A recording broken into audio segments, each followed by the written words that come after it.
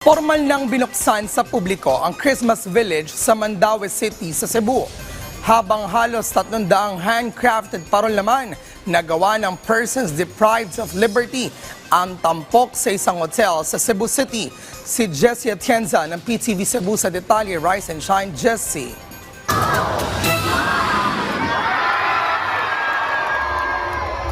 Ito ang maningning na pagpapailaw ng Christmas tree sa Mandaue City. Hudyat din yan ang formal na pagbubukas ng Christmas Village sa Heritage Plaza. Nagliwanag din ang kalangitan dahil sa magarbong fireworks display. Tumingkad din ang tower clock, nakatabi lang ng Mandaue City Hall.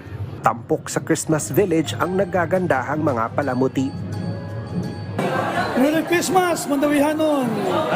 Manghinaot ko nga ang atong Christmas celebration malipayon ng kalinaw, pakidait o gugma mo atong ipatigbabaw. Bukas sa publiko ang Christmas Village sa Mandaue City Heritage Plaza hanggang January 2024. This time with all of our stars shining. Samantala, sa Cebu City, nasa 300 mga parol na gawa ng mga persons deprived of liberty ang ibinida ng isang hotel. Ayon sa pamunuan ng hotel, taon-taon na nilang kasama ang mga PDL sa Christmas celebration. First of all, we want to help them, no? Raise funds for their livelihood also, no?